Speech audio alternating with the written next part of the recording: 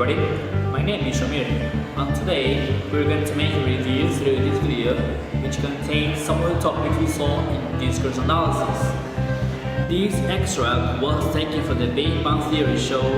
The Big Bang Theory show was an American sitcom created by George Lord and Lori Bravo. The show is primarily centered on 5 characters living in Pasadena, California. Yeah, but in this scene, we'll see Sheldon Cooper and his girlfriend Amy at the apartment. So as we can see, this video contains ellipses, turn taking, and adjacency pairs. First there was PlayStation, aka PS1. Then there's PS2, PS3, and now PS4. And that makes sense. You'd think after Xbox, there'd be Xbox 2. But no. Next came Xbox 360. And now, after 360, comes Xbox One. Why 1? Maybe that's how many seconds of thought they put into naming it. Can you get the butter, please? You know, however, with the Xbox One, I can control my entire entertainment system using voice commands. Up until now, I've had to use Leonard. Then get the other one. Pass the butter. Hang on. I don't feel like you're taking this dilemma seriously. Fine, Sheldon. You have my undivided attention. Okay, now, the PS4 is more angular and sleek looking. No way! It's true. But the larger size of the Xbox One may keep it from overheating. You wouldn't want your gaming system to overheat? No, see, well, you absolutely would not. And furthermore, the Xbox One now comes with a Kinect included. Included? Yes. Not sold separately. Although the PS4 uses cool new GDDR5 RAM, while the Xbox One is still using the conventional DDR3 memory. Why would they still be using DDR3? Are they nuts?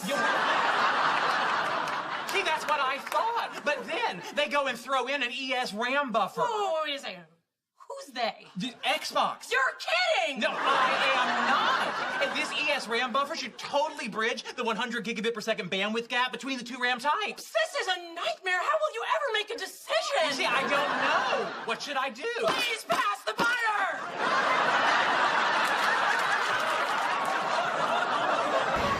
So here we have some examples of ellipses.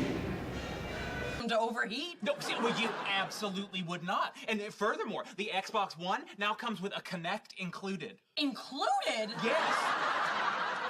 Not sold separately.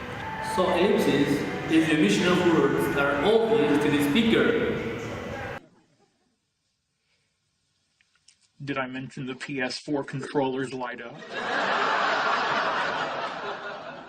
No. Well, they do. So as we can see, in the first example, Sheldon said, not sold separately. So the big question here is what? So the answer is the Kinect. So they know the environment, they know the context. So Sheldon didn't want to repeat that word, the Kinect. So in the second example, Sheldon said, did I mention that the PS4 controllers light up? And then she said no. And then Sheldon said, well, they do. So, well, they do is a clear example of ellipses. Well, they know the environment, they know the context, so it's not necessary to repeat that word.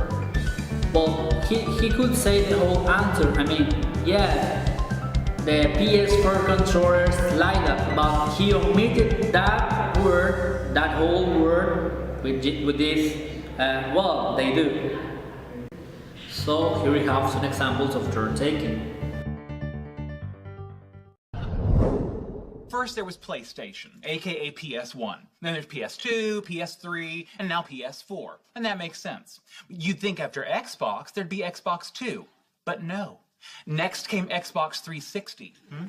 And now, after 360, comes Xbox One. Why 1? Maybe that's how many seconds of thought they put into naming it. Can you get the butter, please? Why would they still be using DDR3? Are they nuts?